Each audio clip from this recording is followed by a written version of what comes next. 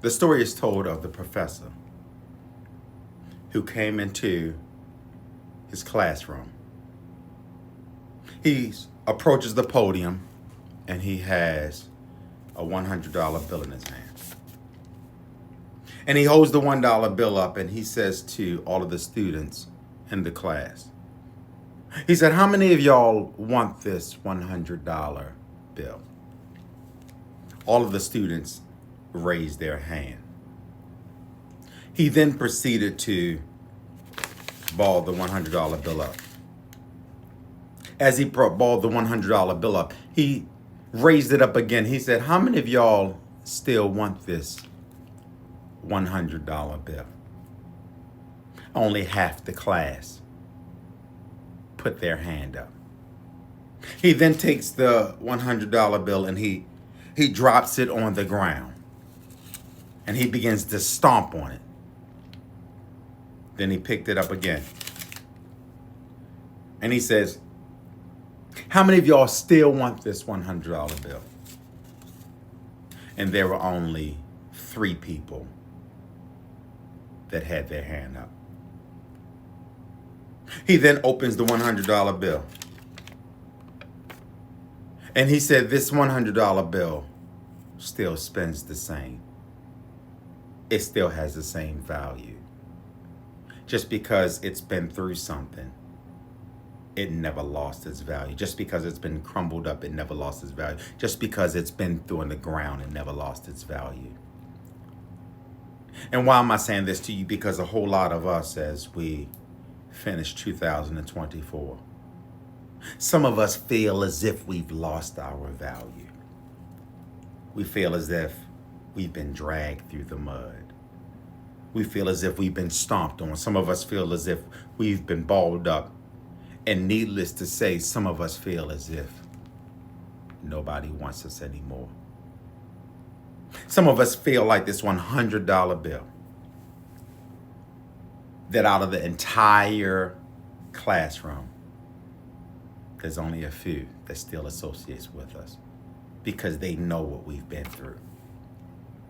And I want to say forthrightly to you that even though you've gone through that, even though you've gone through the stomping, even though you've been balled up,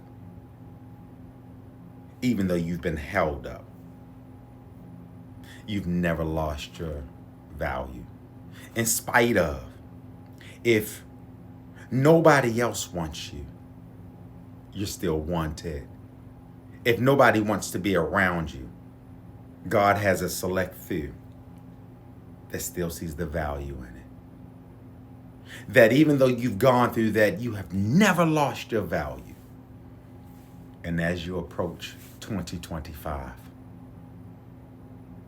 you want to know one thing about yourself,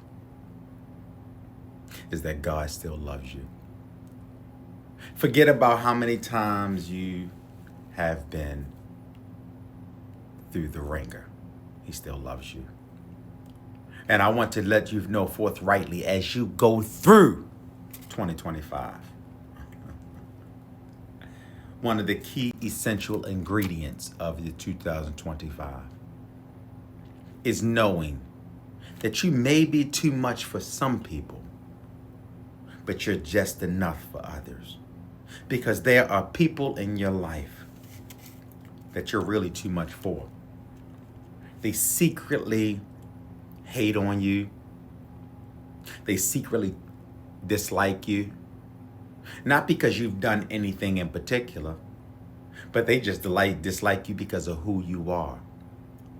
And they can't blame you because you didn't create you. God created you. So therefore, you are unapologetically you. Don't worry about what they're saying. Don't worry about how they feel about you. Just know that you got some weight and that you hold value.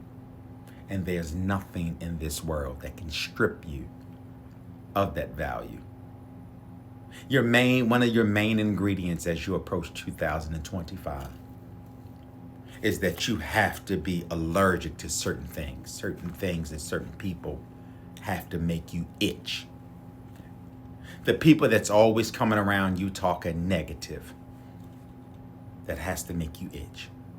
The people that's constantly always talking about how broke they are, that has to make you itch. The people that's always coming around you talking dramatics, that has to make you itch. It has to make you break out. Therefore, you have to leave their presence. Why?